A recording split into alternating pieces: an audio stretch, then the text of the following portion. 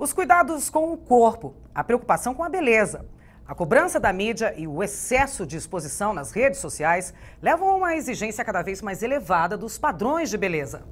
Resultado: apenas 1 entre 20 brasileiros está satisfeito e consegue dar nota 10 ao próprio corpo. O TV em Revista começa agora. Altos, gordos, magros, baixinhos, definidos ou com aquelas gordurinhas acumuladas. Mas será que o brasileiro está feliz com o corpo que tem? Não. Por quê? Porque eu acho que existe uma pressão estética muito grande por parte da mídia. Sim. Por quê? Eu sou saudável, eu sou magro, não sou gordo, tal, não tenho nenhuma doença.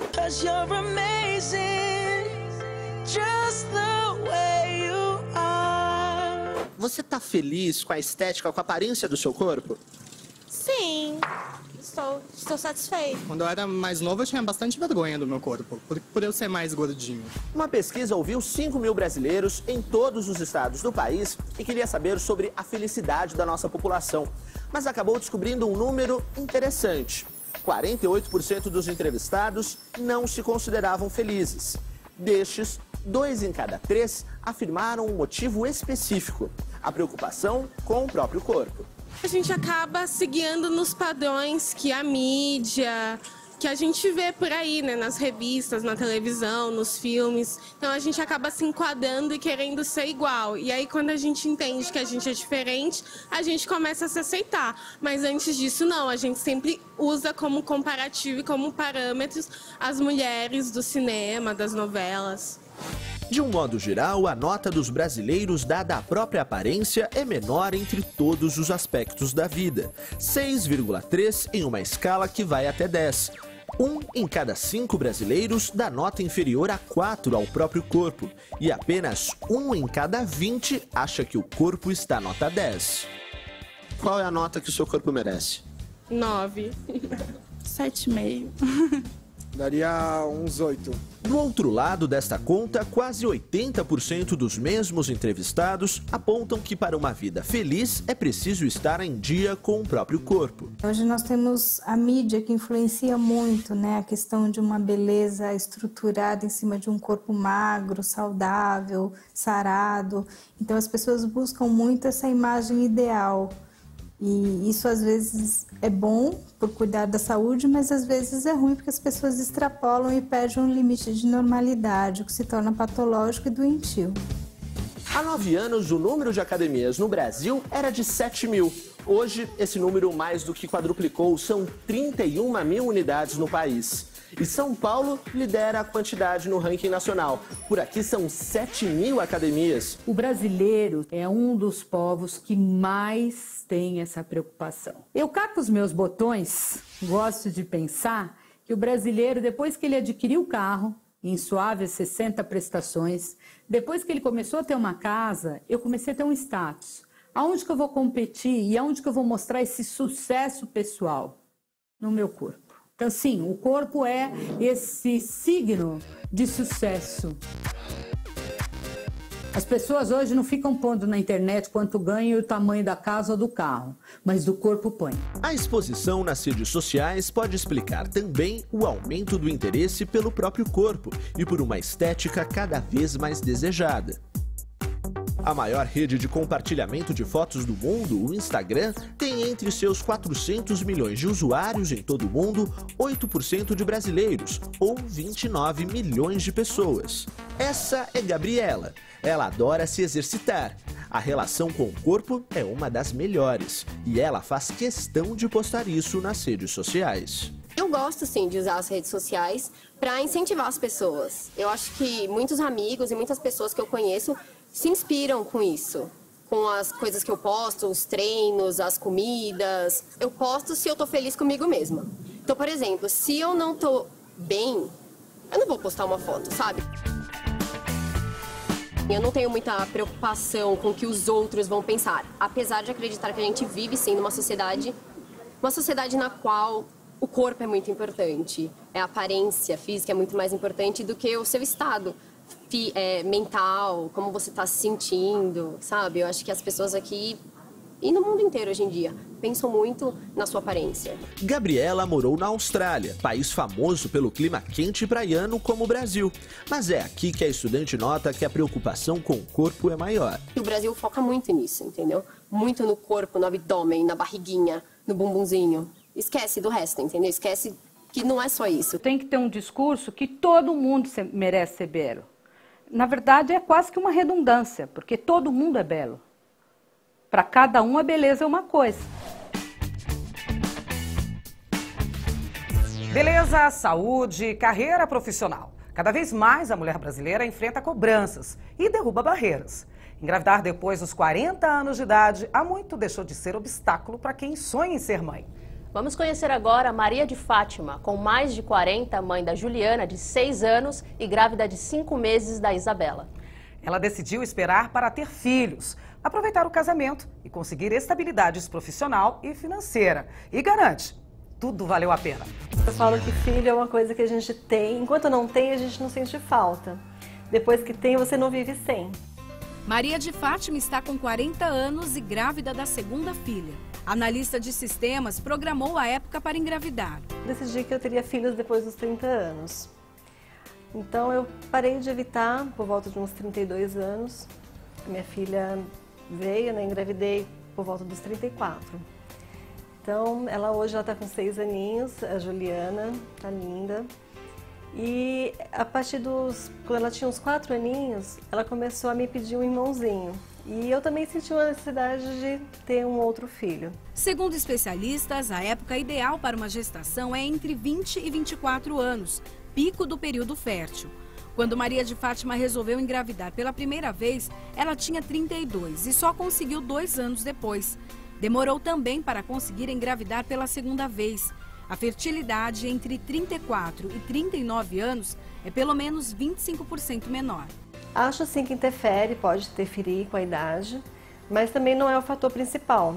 Meu estilo de vida também não mudou, talvez até um pouco mais estressante, né? Porque agora eu tenho filho, eu tenho família, tenho, né, coisas mais, assim, que acaba a rotina sendo um pouco mais estressante também.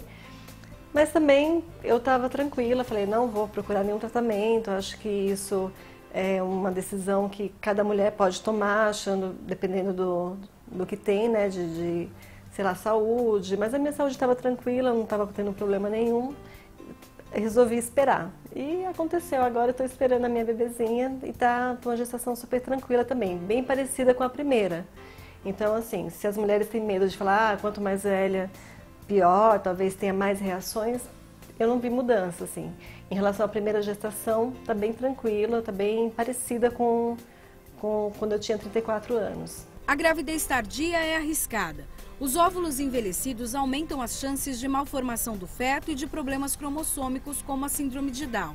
A idade avançada também coloca a futura mãe em alerta, já que aumentam as complicações de doenças como hipertensão e diabetes. Minha bebezinha tá linda, tá crescendo, tá super tranquila, assim, não tive nenhuma complicação. É claro que, assim, eu não posso dizer que os exames não dão diferentes de um exame que eu fiz há 6 anos atrás. É claro que probabilidades sempre a probabilidade de dar um problema é maior do que há 6 anos atrás. Mas eu estou confiante que vai dar tudo certo. Ela está super bem, eu também estou super bem, então vai dar tudo certo. Maria de Fátima mostra toda orgulhosa as fotos de suas meninas. Juliana com 6 anos e Isabela com 5 meses de gestação. E afirma, elas vieram na época certa. Eu não me arrependo de ter esperado. Eu acho que se eu fosse voltar no tempo, eu faria igual. Faria a mesma coisa, porque eu aproveitei o meu tempo de casada, só com meu marido, e agora estou curtindo os meus filhos, né, minha filha, e é um momento especial também. Conhecida como infecção generalizada, a sepse pode levar à morte. O assunto ganhou destaque aqui, na Assembleia Legislativa, e ganhou até uma semana de conscientização. A infecção é responsável por 25% da ocupação dos leitos em UTIs no Brasil. E pior, o número de óbitos chega a 65%. Os sintomas são semelhantes ao de muitas doenças, mas ao dar entrada em um pronto-socorro, é fundamental que o profissional de saúde perceba imediatamente as evidências de uma infecção tão perigosa. O paciente chega com febre alta, taquicardia, queda de pressão e alteração de consciência. Sinais de sepse.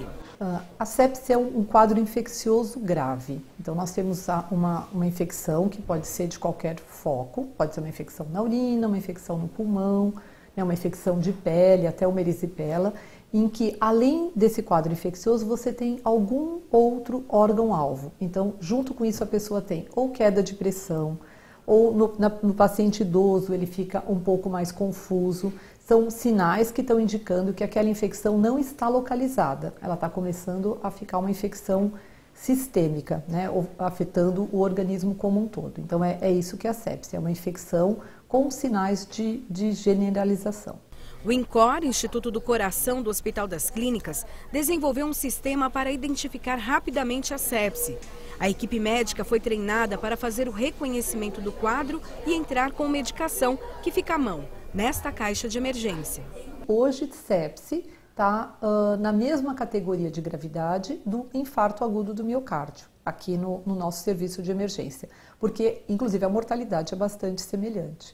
Então, faz com que o serviço de enfermagem, que é o primeiro contato do paciente, é com o enfermeiro, que vai definir se ele fica ou se ele não fica naquele serviço de emergência, em qual categoria ele se encaixa para ser atendido imediatamente ou se ele vai poder esperar. Então nós fizemos um treinamento que o enfermeiro, por alguns sinais e sintomas, detecta que esse paciente tem sinais de sepse, daí ele é encaminhado imediatamente ao atendimento médico. E a partir daí nós temos o que a gente chama de um pacote de 6 horas, né? São algumas medidas que devem ser tomadas nestas primeiras 6 horas e isso muda a mortalidade dos pacientes. A sepse é um quadro comum. Os pacientes precisam receber os antibióticos em menos de 60 minutos. O problema é que nem sempre esse atendimento acontece de forma rápida e correta, o que pode agravar o quadro do paciente. A sepse em pacientes idosos, desnutridos e com doenças crônicas pode levar à morte. Segundo o Instituto Latino-Americano de Sepse, o quadro é responsável por 25% dos leitos de UTIs no Brasil e a principal causa de morte nas unidades de terapia intensiva. A sepse mata mais no Brasil que na Índia e na Argentina. Para alertar os profissionais da saúde e a sociedade sobre os perigos desta infecção e a necessidade do atendimento especializado, o deputado Cezinha de Madureira, do Democratas, criou o projeto de lei 323 de 2016, que institui a Semana Estadual de Conscientização sobre a Sepse na segunda semana do mês de abril. Ter uma semana para a sepse seria importante, mas desde que toda uma infraestrutura seja montada para isso. Eu acho que o principal ponto é a educação, é a informação e a educação, né?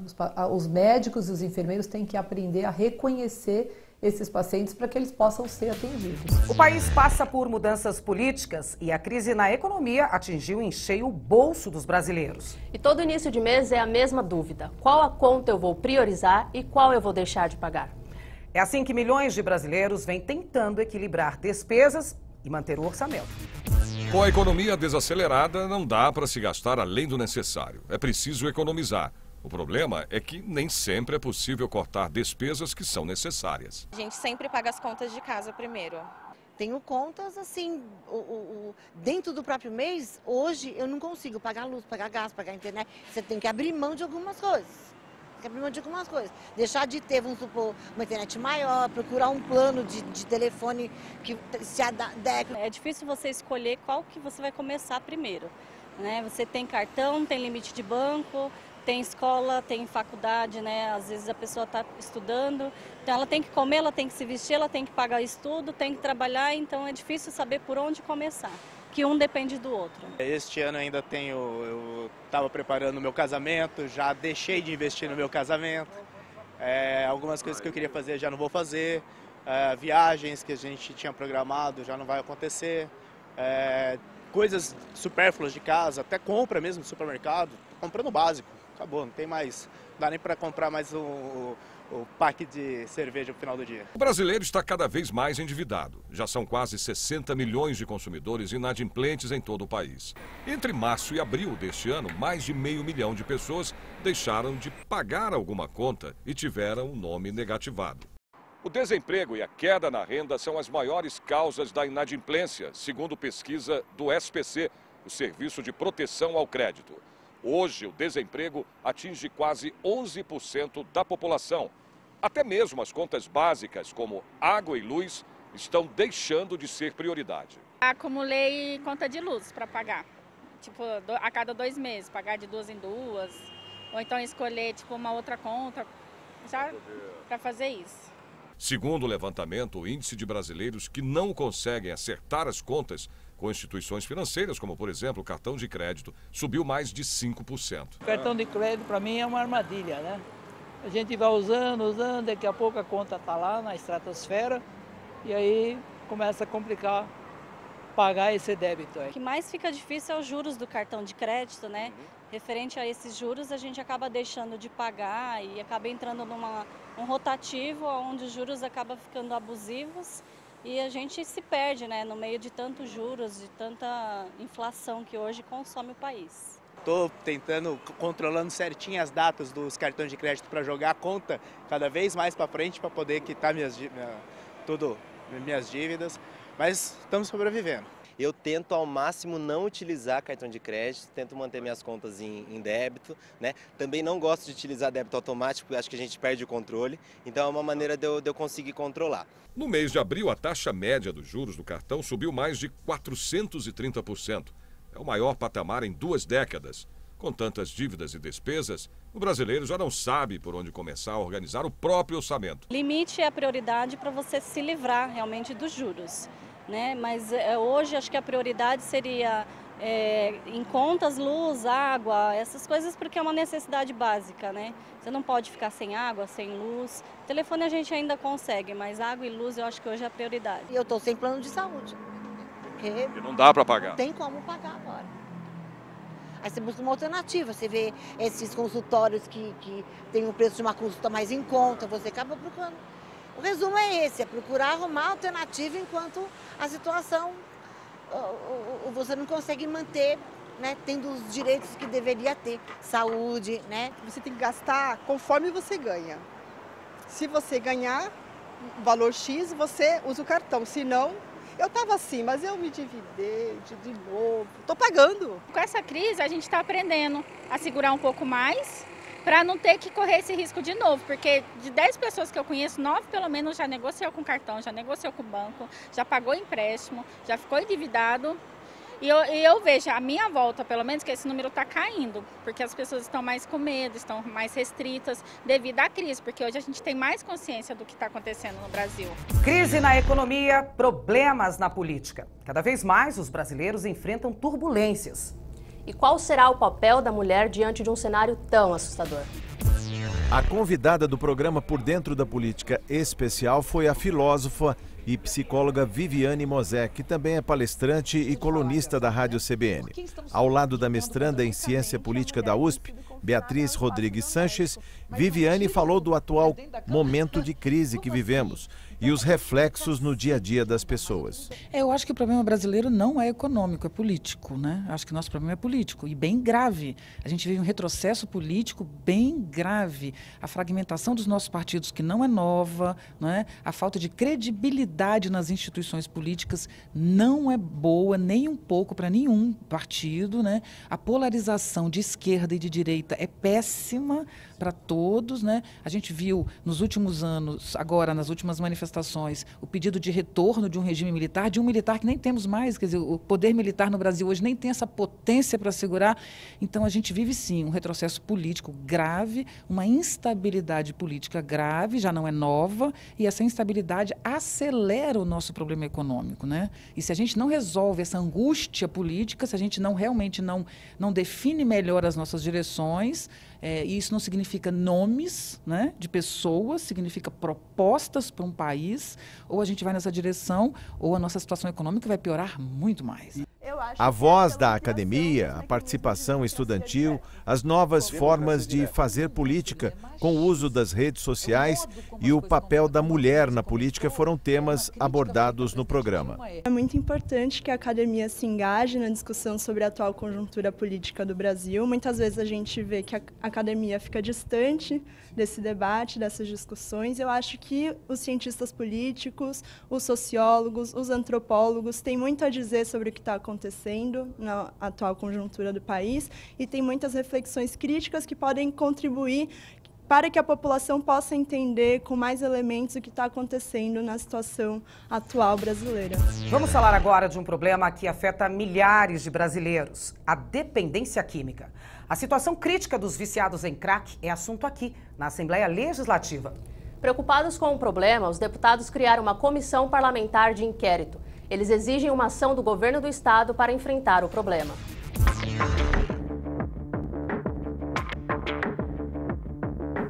A Cracolândia já foi alvo de inúmeras tentativas de ações de controle do tráfico de drogas e redução de viciados. Não deu certo. Estas são imagens que assustam. Os números também. Numa ação policial, ano passado, foram apreendidos 103 quilos de crack. Todos tinham o endereço certo para entrega. Centro de São Paulo. Local, Cracolândia. Quantidade grande e suficiente para produzir 300 mil pedras da droga e vender até 3 mil por dia na região. Eu passei praticamente 2 anos dentro da Cracolândia. Todas as madrugadas patrulhando ali, sei bem o que é aquilo. E sei que o principal fator da criação de uma e hoje várias Cracolândias é falta de uma política forte de ação governamental. Eu não consigo ver o indivíduo viciado em crack tomando uma atitude, esperando, não, ele tem que tomar, eu acho que, eu entendo, achismo muito, eu entendo que o Estado tem que agir forte nessa internação compulsória, retirando essas pessoas da rua que estão em estado de miséria total, e só assim, futuramente, dá a oportunidade dessa pessoa poder opinar se ela quer continuar ou não. A Assembleia Legislativa de São Paulo acaba de instalar a Comissão Parlamentar de Inquérito Epidemia do Crack. A mesa será composta pelo presidente, o deputado Adilson Rossi, do PSB. O vice será o deputado Coronel Telhada, do PSDB. E a relatoria ficou com o deputado Wellington Moura, do PRB.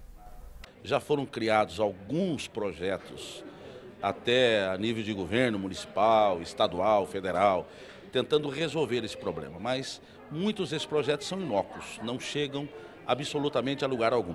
Nós propusemos a criação dessa CPI para entendermos melhor, primeiro, a razão que tem gerado essa epidemia, né? Qual é a razão, qual é a causa dessa epidemia. E tentarmos trabalhar nos efeitos dela. Eu acho que a comissão pode prestar um grande benefício para a sociedade. Nós vamos trazer aqui pessoas especialistas nessa área, psicólogos, médicos, pessoas que cuidam da área da segurança, que é um outro problema também, como tratar com essas pessoas, com esses dependentes.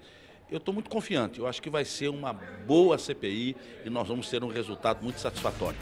A gente está acostumado a ver filmes, desenhos, programas internacionais, mas dificilmente para e presta atenção nos dubladores que dão vida aos personagens.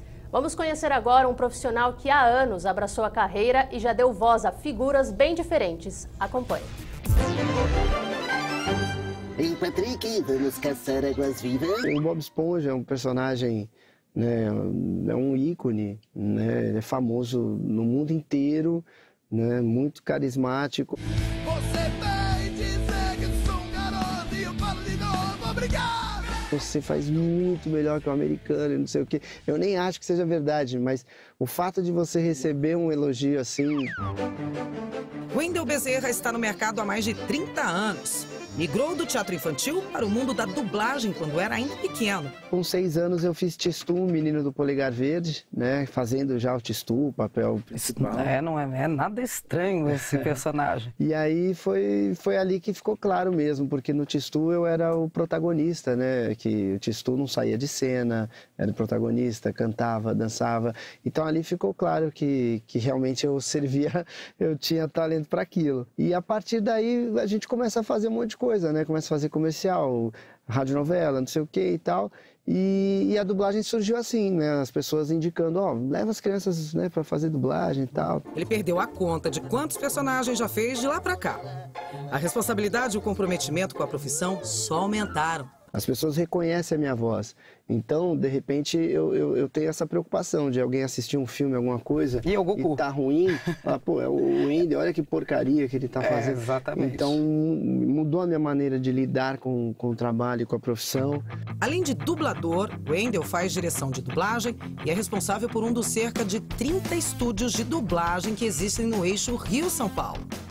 Mercado que abriga mais ou menos 800 profissionais, mais da metade somente aqui. Com esse crescimento de volume de trabalho, vão surgindo alguns outros pontos de trabalho que eu chamo, e não é de uma forma pejorativa, não é maldosamente. Características, vamos falar que são características. Eu chamo, para exemplificar mais fácil, eu acabo falando, não, tem pontos piratas. Por quê que eu chamo de pirata? Porque não são os polos principais de trabalho, que fazem os grandes trabalhos com os profissionais mais qualificados e tal. Né? São estúdios que estão aí oferecendo o trabalho de dublagem também, mas sem o know-how, sem as vozes e sem a especificidade toda que um estúdio que traz na sua bagagem 30, 40 anos de trabalho não consegue oferecer. Wendel também é a voz de um dos personagens mais queridos dos desenhos, o Goku, do Dragon Ball Z. Esta Genkidama não foi feita por mim, é a energia de todos os que vivem na Terra! Os fãs de Dragon Ball Z amam o Goku. E é legal que assim, esse amor acaba se refletindo em mim, né? Então eu recebo muito carinho no Brasil inteiro. Eu não aguento mais!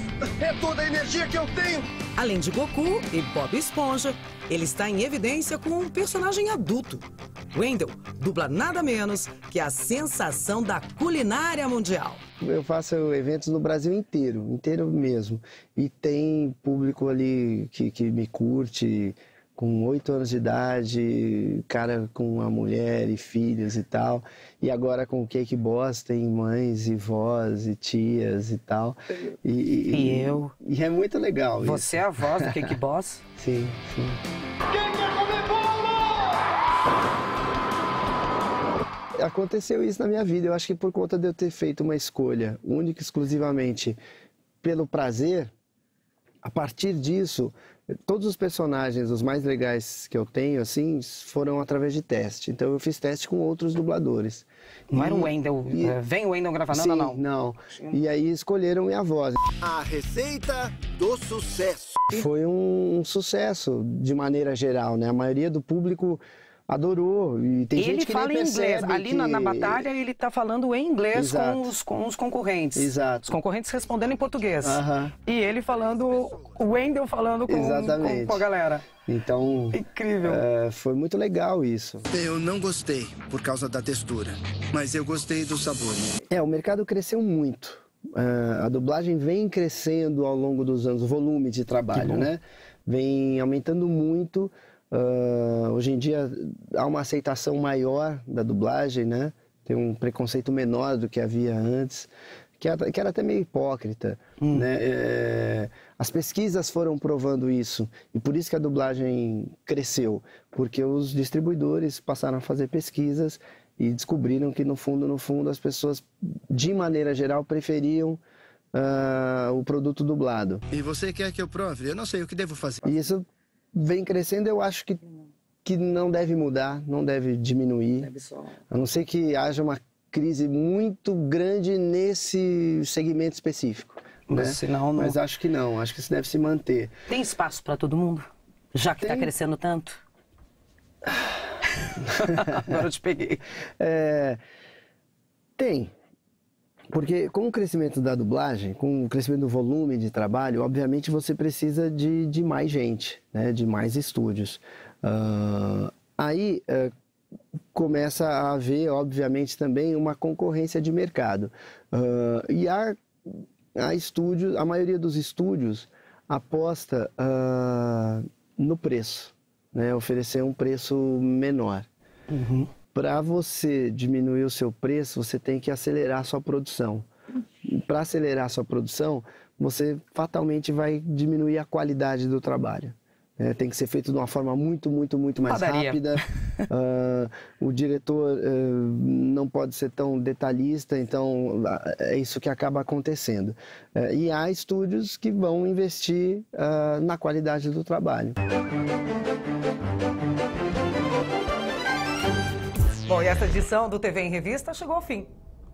Até o nosso próximo encontro. Tchau!